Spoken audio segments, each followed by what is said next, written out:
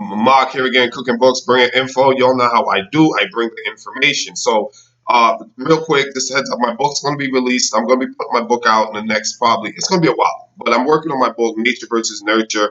And this is just me just plugging myself, so to speak. I'll keep you guys up to date when it's going to be available. Nature versus Nurture, or is it neither? Is it the ether? Right? That's going to be the name of my book. But so, real quick, uh, what are your genes, right? I just want to real touch on genetics a little bit because that's the nature aspect. The nature aspect is that biology is responsible for the outcome of the species. I'll say it again: your biology, your inherited traits, right? The traits you inherited from your parents are responsible for your personality, your behavior, right? So your behavior is determined by your genes. Okay, which is a crock of nonsense. This is how they sneak in these false beliefs, and a lot of people absorb these beliefs and run with them. Uh, if genes are responsible for your behavior, then I would make the argument, right? If I'm a person of massive influence and I have a platform, I can create a cult-like belief that you are bad because you have a bad gene. Example: the man who adulterates because he has the adultery gene. Think about that. You have an adulterous gene, therefore you cannot help but to adulterate.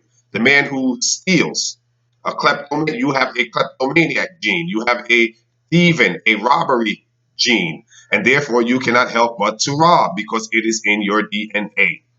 Think about that, right? If nature is to be the argument put forth for the responsibility of a person's behavior, then I can sow this myth or this dubious belief that there are genes that's responsible for your behavior and you are regulated to these genes and cannot help yourself. So you're a robot, right? That is dictated to by your genes.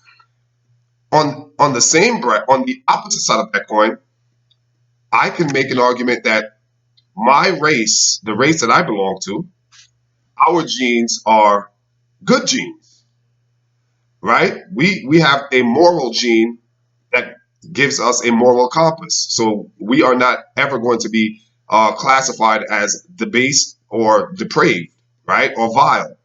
We are what we would make what's called a utopian community, right?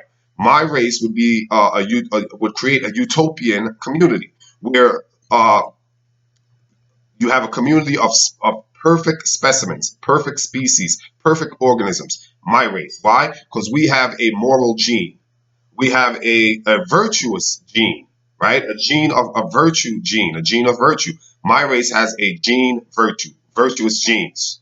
Uh, we have intelligent gene. My race have a gene, an intelligent gene. So everyone that belongs to my race has to be intelligent because it's in my biology. It's in our biology. I pass it on to my child, and my child is going to pass it on to his child, and so on and so forth. You see where I'm going? So these are the beliefs that can be created should we ascribe to either school or either school of thought that bad gene, good gene, good gene, bad gene actually exists and is responsible for your behavior. Crock of nonsense bullshit.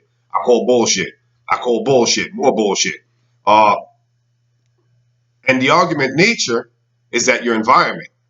Now I lean with it, rock with it. I rock and lean with that more so. I lean and rock with that more so because that right there makes a lot. I've studied that, and again, I'm writing a book, so I'm doing a lot of research. And nature, your nurturing is more in line with my train of. To me, it makes more sense, right? Like that seems plausible. It's not 100%, but it definitely is more uh, reasonable and rational as opposed to your genes alone. And again, nurturing is everything in the organism's environment, your ecology, right? Nurturing is your schooling. How well are you schooled, right? And it's not just about going into an institution, it's also in your home, right? Do you have both parents in the home? Are both parents educated themselves? did they attend some level of college? Doesn't mean they had to graduate and have bachelors and masters and all that stuff, but do they have some college credits? Have they matriculated into some kind of higher education? Therefore, they will pass that on to you because you're in their environment, right? The food that you eat, right? Are you eating foods that are organic, foods that are more in line with your DNA, with your genes? We have the electrolytes in the body, right? Electrolytes are responsible for the conductivity of electricity within our body, right? And our thoughts are generated by electrical impulses. So if your electrolytes are fluent and you have enough electrolytes in your cells, then naturally you're going to be more quick-witted. Your thoughts are going to fire. The electrical impulses in your neurons are fire off.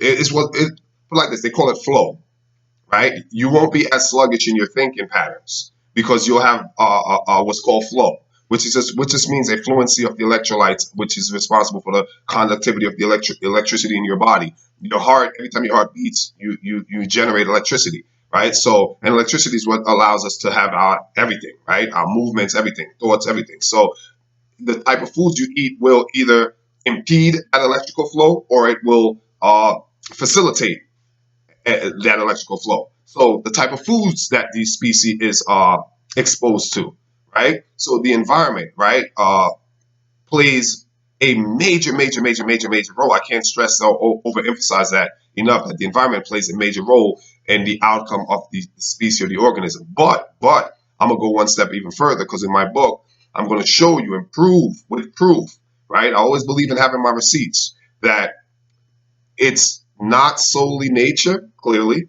and it's not solely nurture. It's neither solely, but it's also the ether. That part I ain't gonna tell you all about. Read the book. Wait for the book. I'll tease you a little bit. The ether, though. The ether. The ether. I'm tempted to tell you, but I'm not. Till next time. Y'all know how to do cookbooks with info. Peace.